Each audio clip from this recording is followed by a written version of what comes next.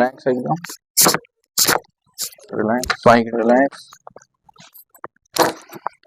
पाय पकड सरळ पाठीमागे दोन्ही असे सरळ खूप मागे नाही तिकडे खूप खाली इकडे दाबलं तर दुखतं ओके इकडे दुखलं का दाबलं इकडे नाही दुखत पाय जास्त हा दुखतोय पण हा कमी दुखतोय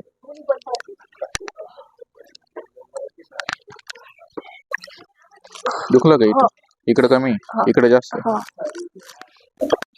दुखलं का दाबलं तर इकडे दाबलं तर दुखलं उठून बसा चला मांडी घालून बस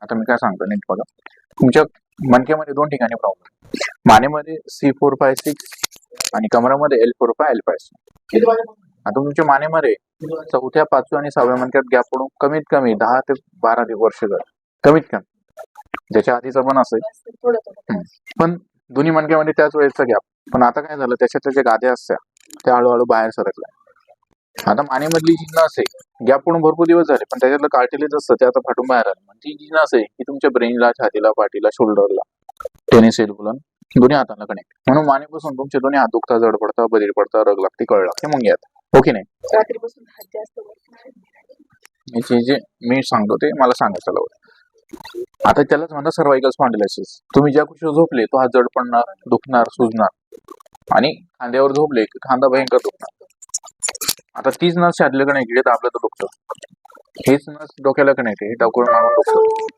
पण कधी कधी बसून उठलं तर चक्कर पण येतं आता देवाचं एक आपल्याला वरदान आहे दिवसभरात तुमच्या हजारो सुरिटेट होतं रात्री तुमच्या रिजनरेट होतं पण हा नियम तुम्हाला लागू नये त्याचं कारण ब्लड सर्क्युलेशन न झाल्यामुळे तुमच्या दिवसभरात जेवढं वर्कआउट होतं त्याच्याने प्रत्येक पार्टची झीज होत असते झीज झाली तर तुम्हाला ते वरदान लागू नये का ब्लड सर्क्युलेशन न झाल्यामुळे तुमच्या हजार डेट होता पण त्या रिजनरेट नाही होत त्याचं कारण रक्तपुरवठा बंद आहे म्हणून तुमच्या खांद्यांमध्ये सेल्स डेट होत होत होत होत बरेच झीज झाली पण त्या परत रिजनरेट नाही झाल्या कारण ब्लड सर्क्युलेशन न झालं म्हणून तुमचे खांदे दोन्ही दुखतात टेनिस एल्बो दुखतात तुम्हाला आहे ना ब्लड सर्क्युलेशन झालं म्हणजे कळ लागते तुम्ही हाताला असा झटका द्या झटका दिला की याची झीज जास्त प्रमाणात तुम्हाला काही असं ग्रीप नाही पकडता येत वजन नाही उचलता येत ताकद कमी लागते असं आहे ज्यांच्यावरती मरेपर्यंत तरी गोळ्या औषधं खाल्ल्या हा तर गोळ्या औषधाने बरा होणार नाही जर झाला गोळ्या औषधाने परमनंटली तुमचे पैसे मी भरू नाही होतच नाही होऊ पण शकत नाही यालाच म्हणतात सर्वायकल स्पॉन्डिलायसिस दुसरा कमरामध्ये चौथ्या पाचव्या मणक्यात गॅप आहे आता हे मी तुम्हाला तोंडी सांगतोय मी बरोबर सांगितलं का चुकीचं सांगितलं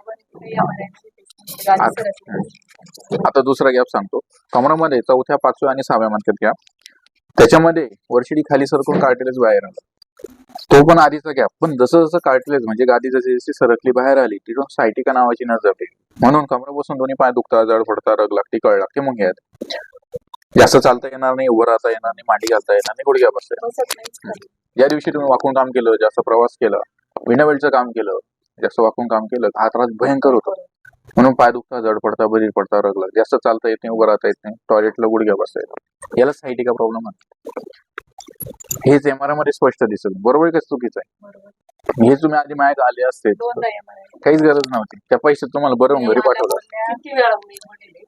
याच्यावरती जसं एकदा बीपी डायबिटीज आजार एकदा लागला तो मरेपर्यंत असतो तसा हा पण तुमचा जो आजार आहे थोडं पुढे सांग इकडं तुमचा हा आजार आहे तुम्हाला आयुष्यभर आहे तुम्ही जोपर्यंत गोळ्या खाल्ल्या का रोवंड बरं मेडिसिन संपलं का परत पण माझ्याकडे ही जो प्रकार आहे परमनंटली रिकवर होतो पण त्याला नियम आहे आयुष्यभर तुम्ही जे नियमात राहिले तरच तो बरा राहील नियम तोडले की दुखणं चालू नियम म्हणजे काय मानेसाठी नियम आयुष्यभर लक्षात ठेवायचे उष्ण 2-2 घेणं बंद मान मोडणं बंद डोके वजन घेणं बंद 3 महिने दोन्ही खांदे झोपणं बंद उठताना बसताना हात खाली टेकवायचा नाही थोडे दिवस 3 महिने दोन्ही खांदे झोपायचं नाही मानेला झटका डोके वजन खांदे वजन घ्यायचं नाही 15 किलोच्या पुढे नाही वजन घ्यायचं उशी पातळ चालेल अशी एकदम पातळ जास्त जाडं नको आणि नाही पण नको नाही जरी घेतली तरी त्रास होतो साधीची घडी पातळ घ्यायची हे मानेला नियम कमराला नियम वाकून वजन उचलायचं नाही जास्त वाकून काम करायचं नाही बिना बेल्टचा प्रवास बिना बेल्टचं काम करायचं पालतो झोपायचं नाही 30 डिग्रीत बसायचं नाही 30 डिग्री म्हणजे कसं तुम्ही काय करतो खुर्ची बसले आता शीट पुढे घेऊन असं लांब पाय करून असं बसता ना तर त्याने हा प्रकार वाढतो समजलं जाड गादीवर झोपणं, जाड सोफ्यावर बसणं, झोपणं बंद. हं? म्हणजे वाकून काम प्रवास करायचा आहे तर बेल्ट लावूनच करायचं. जाड गादी म्हणजे बसल्यावर खड्डा पडेल अशी गादी नाही चालणार. याला 10 दिवसाची प्रोसेस असेल. 3 दिवसानंतर फरक पडेल, 10 दिवसात कव्हर होईल. पण 20% हा मरेपर्यंत राहणार. त्याला जे नियम सांगितले ते नियम पाळायचे. तुम्ही जगात कुठं जा, हे नियम तोडून रिझल्ट जो भेटला, बेल्टची गाडी पैसे मी भरल त्या डॉक्टरचे. नाही स्लीप बेल्टची गाडी नाही झोपायची मग त्याच्यावर म्हणजे खड्डा पडेल अशी गादी नाही पाहिजे. प्लेन चाल रे ते झोपा पालतो पालतो झोपा. जेवढं मी सांगितलं तेवढं आजपर्यंत उठून बसायचं का? आजपर्यंत किती डॉक्टरांनी सांगितलं एवढं स्पष्ट? मला काय म्हणायचंय, आजपर्यंत जेवढं मी स्पष्ट सांगितलं किती डॉक्टरांनी सांगितलं? ऑपरेशन काही गरज नाही. नॉर्मली आता नॉर्मली पण मग गोळ्याने फरक पडत नाही. गोळ्या या आजारावरती तयार झालेल्या ना. हे बघा आता आजोबान काय पण मी सांगितलं L45 L5 मध्ये घ्या. इथल्या ज्या गाद्या आहेत त्या सरकले झीज आहे. तसंच इथे C45 C56 मध्ये झीज आहे. या ठिकाणी त्यांना सुधारली माझ्या खरं आहे. झोप आला.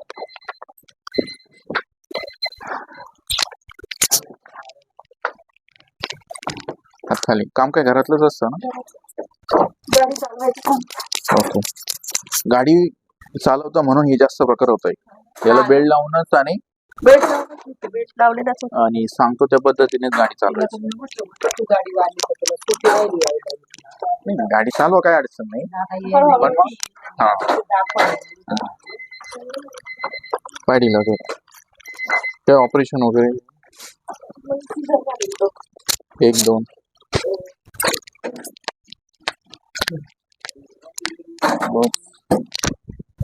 तुम्ही तर 3-4 वर्षापासून आहेत. आधी सांगायचं का? आधीच दावा कोणी करत बस.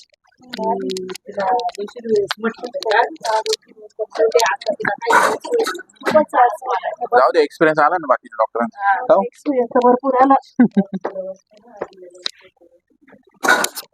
इकडे मान करा. लेच वाजत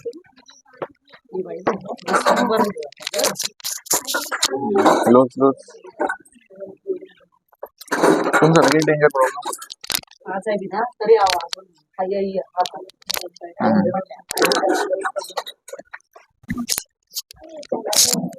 लोच